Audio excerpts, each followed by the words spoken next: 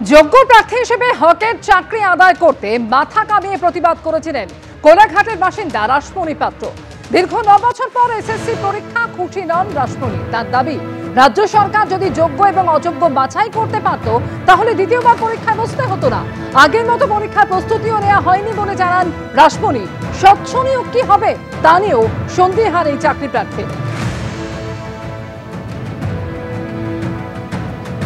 আমরা এই সরকার এবং এই কমিশনের উপর কোনো আস্থা আমাদের আর নেই, একেবারেই নেই। দীর্ঘ আন্দোলনে আপনাদের তার জেরেও আজকে আপনাদের পরীক্ষার প্রস্তুতি কেমন নিয়েছেন? দেখুন, আগের মতো সেই 10 বছর আগের মতো প্রস্তুতি নেওয়া কোনো মতেই সম্ভব নয়, কারোর পক্ষেই সম্ভব নয়। পরিস্থিতি পাল্টেছে, বয়স বেড়েছে এবং পারিবারিক সাংসারিক জীবন, বাচ্চা, সংসার নিয়ে প্রত্যেকের কথাই বলছি। আগের মতো পরীক্ষা দেওয়া বা আগের মতো র্যাঙ্ক করা, সেই রকম প্রিপারেশান নিয়ে কারোর পক্ষে সম্ভব নয়। কিন্তু আজকে বাধ্য করেছে রাজ্য সরকার, বাধ্য করেছে এই কমিশন, তাই জন্য আজকে পরীক্ষায় বসা। আজকে আমাদের কোনো রকম সুযোগ সুবিধা দেওয়া হলো না, ফ্রেশার হিসাবে পরীক্ষায় বসতে হচ্ছে। এটা খুবই লজ্জাজনক, খুবই দুঃখের, খুবই যন্ত্রণার। আজকে অনেক বুকে ব্যথা নিয়ে, কষ্ট নিয়ে দিন রাত এক করে আবার পরীক্ষা রাত দিন এক করে সংসার সামলে, বাচ্চা সামলে, সব কিছু সামলে যতটুকু সময় পেয়েছি পড়াশুনো করে এই সেন্টারে এসেছি চাকরিটা পাবো বলে। যে চাকরিটা 10 বছর আগে চুরি করে নেওয়া হয়েছিল টাকার বিনিময়ে, সেই চাকরিটা, আমাদের চাকরিটা ফিরিয়ে দিন। সুবল সোরেনের পর আরো এক চাকরি প্রার্থীর মৃত্যু হলো। আপনাদের জানাবো আরো বিস্তারিত এই ঘটনা প্রসঙ্গে। সুবল সোরেনের পর মৃত্যু হলো সন্তোষ কুমার মণ্ডলের। ফের চাকরিহারা শিক্ষকের মৃত্যু। এসএসসি পরীক্ষায় আর তার বসা হলো না। আগের রাতেই মৃত্যু হয় চাকরিহারা ওই শিক্ষকের। অসুস্থতা নিয়ে হাওড়ার নারায়ণা হাসপাতালে তিনি চিকিৎসাধীন ছিলেন। আর কি জানা যাচ্ছে পরিবারের তরফ থেকে, ঠিক কি দাবি করা হচ্ছে, জানাবেন আমাদের প্রতিনিধি বিটান চক্রবর্তী। বিটান, দেখো বাপি, এই যে শিক্ষক যার নাম হচ্ছে সন্তোষ কুমার মণ্ডল, তিনি হচ্ছে পাঁশকুড়া এলাকা যে কেসাপাড় রয়েছে সেখানকার একটি স্কুলে তিনি শিক্ষক ছিলেন এবং সম্প্রতি যে সুপ্রিম কোর্টের নির্দেশে চাকরিচ্যুত হয় তিনি তার মধ্যে ছিলেন। কিন্তু তার পরিবারের যেটা দাবি যে এই চাকরি চলে যাওয়ার পর তিনি মানসিক অবসাদে ভুগছিলেন এবং দীর্ঘদিন ধরে তিনি কিন্তু মানসিক খাওয়া দাওয়া ঠিকঠাক করে করছিলেন না এবং দিনাতিপাত করে তিনি কিন্তু শুধুমাত্র এসএসসি পরীক্ষা যে দুটো রয়েছে সেই দুটো পরীক্ষা দেওয়ার জন্য তিনি প্রস্তুতিও সারছিলেন।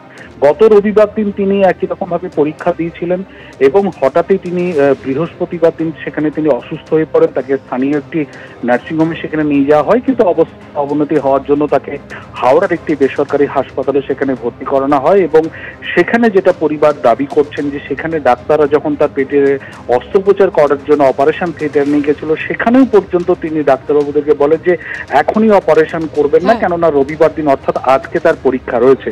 কিন্তু যেটা দেখা গেল যে গতকাল রাত্রেই কিন্তু তার মৃত্যু হয়েছে এবং পরিবারের যেটা দাবি মানসিক অবসাদের জেরে তিনি অসুস্থ হয়ে পড়েন। তুমি যেটা বলছিলেন পরিবারের দাবি মানসিক অবসাদের কারণেই মৃত্যু হয়েছে, কি দাবি করেছে পরিবার? রাখবো আপনাদের সাথে। ডক্টরদেরকে লিখে দিচ্ছিল যেখানে আইসিইউতে ভর্তি আছে, আমাকে নার্সরা পর্যন্ত বলছে আপনার হাজব্যান্ড অলরেডি 6 বার লিখে দিয়েছে আমাকে, আজকাল আমার পরীক্ষা। যিনি সার্জেন, আমি যখন যাই সাইন করতে ওনাকে পর্যন্ত লিখে দিয়েছে যে আজকালকে আমার পরীক্ষা, আমাকে ছেড়ে দিন। সার্জেন বলছে ছেড়ে দেবো, কিন্তু ওটা তো সম্ভব নয়। মমতা ব্যানার্জি যদি আমাদের সঙ্গে এটা না করতো, আমার হাজব্যান্ডরা ঠিক থাকতো। আমরা কেন শাস্তি পেলাম?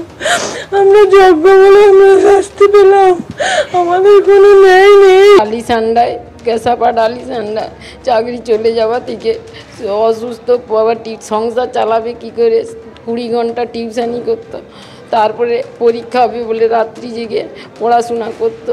তার এই করে শরীরটা খুব খারাপ হয়ে যায়, কিছু খেতে পারতো না, পেটে যন্ত্রণা হতো। তারপরে আমরা মাদার টেরেজায় ভর্তি করা হয়, সেখানে বলতে পারছি না, সেখানে অক্সিজেন দিয়ে সেখানে পারবেনি বলে নারায়ণী নিয়ে যাওয়া হয়। সেখানে নিয়ে যে তারা বলছে অপারেশন করে 1 বছর এই প্যানেলে 16 সালের চাকরিটাই তো বাতিল হলো। ও কেসাপাড় আলিসান্ডায় ফিজিক্স ছিল না কেমিস্ট্রি ছিল, এটা আমি বলতে পারবো না, ফিজিক্স নাহলে কেমিস্ট্রি। এর আগে 15ই আগস্ট পুরুলিয়ার এক চাকরিহারা শিক্ষক সুবল সোরেন তাঁরও মৃত্যু হয় এবং তার পরিবারও দাবি করেছিলেন ডিপ্রেশনের কারণেই মৃত্যু হয়েছে সুবল সোরেনের।